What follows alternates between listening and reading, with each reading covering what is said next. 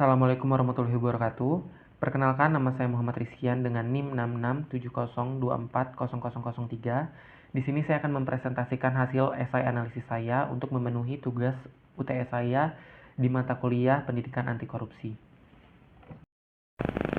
Masuk ke pendahuluan, di mana korupsi masih menjadi salah satu persoalan paling kompleks yang terus menghambat terwujudnya tata kelola pemerintahan yang bersih dan berintegritas di Indonesia. Fenomena ini bukan hal yang baru, tapi sudah berakar sejak masa kolonial, ketika kekuasaan seringkali digunakan untuk kepentingan pribadi memperkaya diri, bukan untuk kepentingan rakyat. Hingga kini, pola penyalahgunaan kekuasaan itu terus bertransformasi mengikuti zaman dari bentuk upeti dan penyogokan menjadi suap politik dan manipulasi anggaran di era modern saat ini. Berdasarkan laporan Transparansi Internasional tahun 2024, Indonesia hanya meraih skor 34 dari 100 dalam Corruption Perception Index, yang menunjukkan betapa rendahnya tingkat integritas sektor publik kita. Padahal, berbagai upaya telah dilakukan, mulai dari pembentukan Komisi Pemberantasan Korupsi, reformasi birokrasi, dan perencanaan regulasi anti korupsi. Namun, sayangnya, korupsi di Indonesia seolah tak pernah benar-benar surut, di mana ia hanya berganti bentuk menyesuaikan dengan sistem politik yang ada. Pertanyaan yang kemudian muncul adalah mengapa upaya pemberantasan korupsi di Indonesia tidak pernah benar-benar berkelanjutan? Apakah karena lemahnya lembaga pengawasan, budaya politik yang masih patrimonial, atau karena strategi yang dijalankan sebelum sepenuhnya sesuai dengan nilai sosial dan moral bangsa kita sendiri? Melalui pembahasan ini, saya akan menjelaskan secara komprehensif bagaimana korupsi telah membentuk pola tersendiri dalam sejarah politik Indonesia, mulai dari masa kerajaan dan kolonial hingga Orde Baru dan era reformasi. Saya juga akan menggunakan berbagai jenis dan pola korupsi yang muncul, di mana mengapa lembaga anti korupsi seperti KPK sering gagal mempertahankan efektivitas, serta apa saja faktor multidimensi yang membuat korupsi seolah menjadi bagian dari struktur sosial dan politik kita. Masuk ke dalam pembahasan yang pertama, yaitu jejak sejarah korupsi di Indonesia. Kalau kita bicara soal korupsi di Indonesia, masalah ini sebenarnya udah punya akar yang sangat panjang, bahkan jauh sebelum Indonesia merdeka. Praktik penyalahgunaan kekuasaan sudah terjadi sejak masa kerajaan dan prakolonial. Menurut sejarawan Rick Flesch tahun 2008, pada masa kerajaan Nusantara, sudah muncul hubungan patron-klien antara penguasa dan rakyat, di mana pejabat lokal sering menarik upeti melebihi ketentuan untuk memperkaya diri. Nah, pola ini menciptakan tradisi penyalahgunaan wewenang yang kemudian diwariskan dari satu masa ke masa berikutnya. Lalu pada masa kolonial Belanda, praktik korupsi makin terlembaga. Sistem kultur silsil dan monopoli dagang VOC mendorong pejabat Belanda dan pribumi bekerja sama dalam korupsi sistematis. Sejarawan Furnivall tahun 1939 bahkan mencatat bagaimana para pejabat memanfaatkan jabatan untuk mengambil keuntungan dari rakyat, terutama dalam kasus korupsi kopi di Priangan pada abad ke-19. Jadi korupsi waktu itu bukan sekedar pelanggaran moral, tapi bagian dari mekanisme ekonomi kolonial. Setelah kemerdekaan, masa Orde Lama juga tidak lepas dari praktik korupsi. Lemahnya birokrasi dan krisis ekonomi membuat penyalahgunaan kekuasaan terjadi secara meluas. Contohnya kasus BNI tahun 1960, di mana dana kredit digunakan untuk kepentingan politik. Upaya Soekarno membentuk panitia retolling aparatur negara atau PARAN gagal karena tidak punya dasar hukum yang kuat. Lalu, masuk ke masa Orde Baru, korupsi justru menjadi lebih sistematik dan terorganisir. Kekuasaan yang sangat terpusat di tangan Soeharto membuat praktik patronase dan koloniasi tumbuh subur. Transparansi Internasional bahkan menilai Indonesia sebagai salah satu negara paling korup di dunia, dengan skor hanya 1,7 dari 10. Kasus besar seperti korupsi Pertamina di bawah Ibnu Sutowo dan bisnis keluarga Cendana jadi bukti bagaimana korupsi waktu itu tuh menjadi bagian dari sistem kekuasaan di negara. Di era reformasi, muncul kekuasaan baru dengan berdirinya KPK pada tahun 2002, yaitu lembaga ini sempat membongkar banyak kasus besar seperti BLBI dan EKTP, tapi setelah revisi UU KPK tahun 2019, independensinya mulai melemah. Indeks persepsi korupsi Indonesia pun menurun dari 40 pada 2019 menjadi 34 pada tahun 2023. Nah, dari perjalanan panjang itu bisa kita lihat bahwa korupsi di Indonesia bukan hanya soal individu yang tidak jujur, tapi sudah menjadi bagian dari sistem sosial dan politik yang diwariskan secara historis. Artinya, kalau kita memberantas korupsi, kita tidak hanya bisa fokus pada hukum, tapi juga harus mereformasi sistem dan budaya yang melingkupnya. Lanjut ke pembahasan kedua, yaitu jenis dan pola korupsi di Indonesia. Korupsi di Indonesia punya jenis dan pola yang makin kompleks dan sistematik, di mana berdasarkan laporan KPK tahun 2023, dari 1.392 kasus yang ditangani sejak 2004, bentuk korupsi yang paling dominan adalah suap sebesar 40,7%, diikuti penggadaan barang dan jasa sekitar 26,2%, serta penyalahgunaan anggaran 14,1%.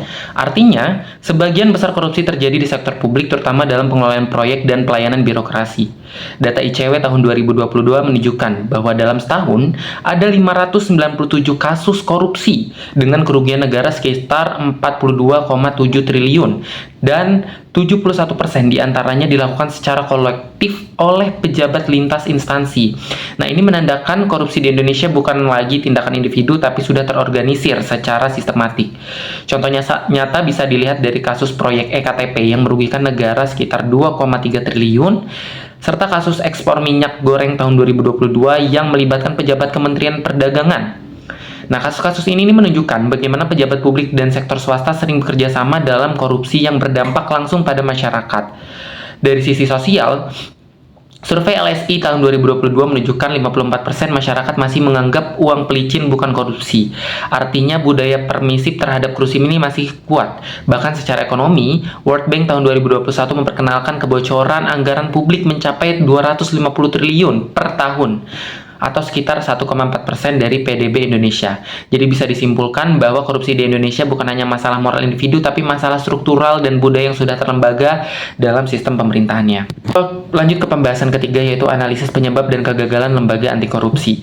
Nah, kalau kita lihat secara mendalam, kegagalan lembaga anti korupsi di Indonesia seperti KPK, kepolisian, dan kejaksaan itu nggak hanya disebabkan oleh lemahnya hukum, tapi juga struktur politik dan budaya kekuasaan yang belum mendukung independensi lembaga pengawasan.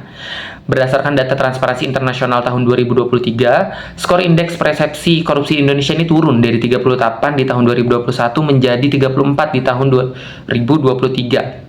Nah, menurut Douglas North, lembaga bisa terjebak dalam dependensi, yaitu pola lama yang rusak tapi terus terulang. Nah, hal ini tuh terlihat sejak revisi UU KPK tahun 2019 yang membuat independensi KPK melemah karena berada di bawah kendali eksekutif.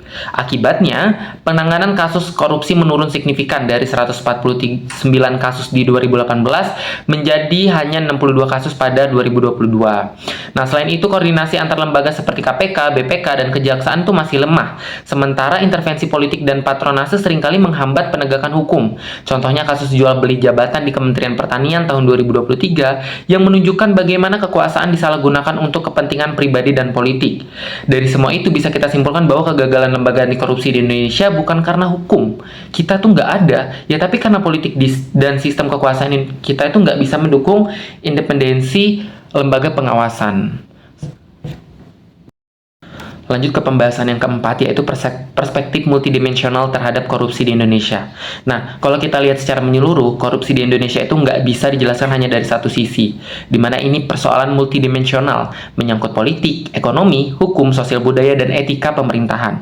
Nah, dari dimensi politik, akar korupsi itu muncul karena sistem demokrasi kita masih berbiaya tinggi. Banyak pejabat merasa perlu mengembalikan modal politik setelah ia terpilih. Data dari KPK tahun 2023 menunjukkan lebih dari 390 anggota DPR dan DPRD terjerat kasus korupsi, di mana kebanyakan terkait proyek dan suap politik. Lalu yang kedua adalah dari sisi ekonomi, korupsi ini menghambat pembangunan dan memperlebar ketimpangan sosial. World Bank tahun 2021 mencatat kebocoran anggaran publik mencapai sekitar 250 triliun per tahun, dana yang seharusnya digunakan untuk kesejahteraan rakyat. Secara hukum, penegakan masih lemah dan tidak konsisten. Bahkan lembaga hukum sendiri tidak lepas dari praktik korupsi seperti kasus gravitasi di Mahkamah Agung tahun 2022. Dari dimensi sosial budaya, masyarakat masih permisif terhadap korupsi kecil. Survei LSI tahun 2022 menunjukkan lebih dari separuh masyarakat menganggap uang pelicin itu hal yang biasa. Sementara secara etika pemerintahan, banyak pejabat kehilangan nilai integritas dan tanggung jawab publik. Rekomendasi strategis model pemberantasan korupsi berkelanjutan. Nah, jadi melihat korupsi Sebagai persoalan yang kompleks dan multidimensi, strategi pemberantasan juga harus dilakukan secara menyeluruh dan berkelanjutan. Selama ini pendekatan yang digunakan masih bersifat reaktif ya, lebih fokus pada penindakan hukum bukan pada pencegahan dan pembentukan budaya integritas.